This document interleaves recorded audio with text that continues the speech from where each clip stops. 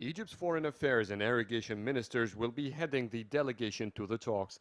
These will be the 11th round of talks between the three countries since President el-Sisi came to power. For 16 months, the three countries have failed to agree on a neutral consultancy firm to evaluate the impact of the dam on Egypt and Sudan. And with time, Egypt's hopes of discussing the technical aspects of building the dam are fading as construction nears the halfway mark and the talks lag behind schedule. The Egyptian administration has become aware of this circumstance. The technical discussions will be useless at this point, so they stopped it, and instead they're asking Ethiopia to clarify how it will implement the dam's operation and filling of its reservoirs without harming Egypt's and Sudan's shares, as earlier agreed by all three.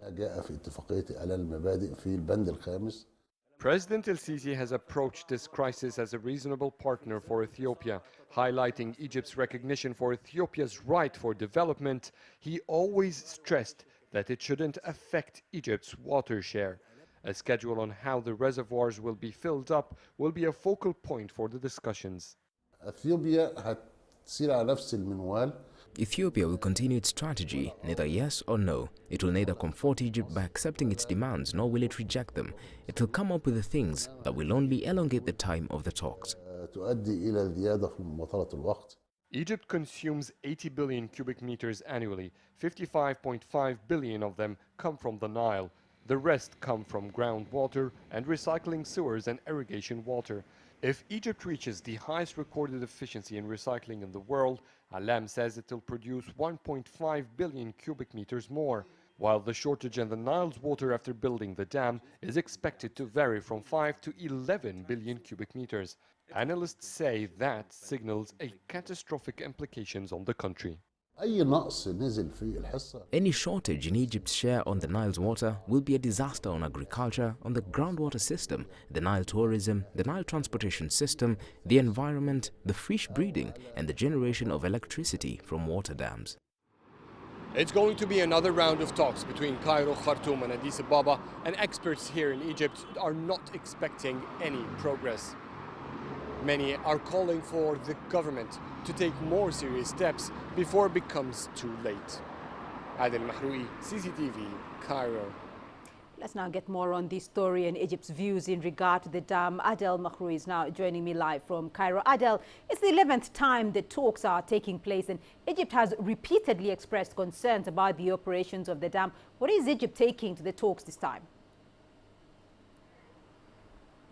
Well, Egypt is going with both the agriculture, irrigation and water resources minister, as well as the foreign ministers to Khartoum in the six-way meeting between both ministers in each country. Egypt wants to get a clear plan from Ethiopia about how and what is the time schedule that it will take to fill the dam reservoirs that you just heard, because this is the most crucial step for now. So Egypt is trying by all means to get a clear time plan, to get a clear response and definitive decisions or plan from Ethiopia. For long, the talks have not yielded any results, as you said early, and at the same time, it seems that the dam is still continuing in its progress. On Friday, the executive assistant to the Prime Minister of the Ethiopian government said that the dam construction will continue. A few hours before the meetings began, Ethiopia has announced that it has rediverted the Nile passage to go through the first phase of the dam itself. Previously, the River Nile flow was diverted so that the construction of the dam could begin, and now it has rediverted once again. And this announcement comes just hours came just hours before the announcement itself. In the opening statements, all ministers said and showed an intention of goodwill and cooperation between three countries. But these good words have been, people have been hearing him here in Egypt over and over again, and many are now looking for a final and a clear decision and impact about what will happen with the dam, how it will affect Egyptians. So far, nothing solid has been reached. Well, Adel, as you mentioned there, Ethiopia is going on with the construction of the dam. So the question is, though, what next for Egypt if negotiators fail to reach an agreement this time round? Well, Egypt doesn't really have much to play with except to try and help ease the impact of the dam's construction and the filling of the reservoirs on the country itself.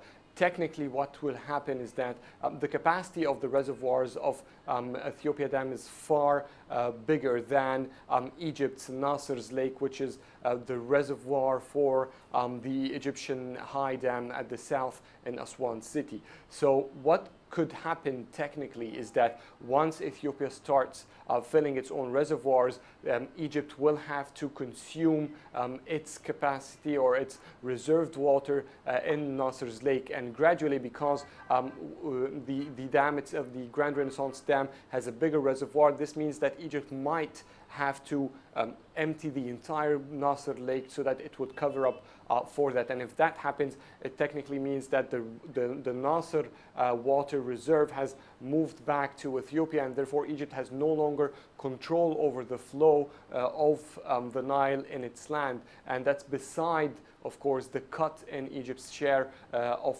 water, which is 55.5 billion cubic meters. So Egypt is quite cornered at this stage. It's trying to get as much clear information as it can. And at the same time, it wants to guarantee that the impact will be minimal so that this worst scenario that I've just mentioned would not happen.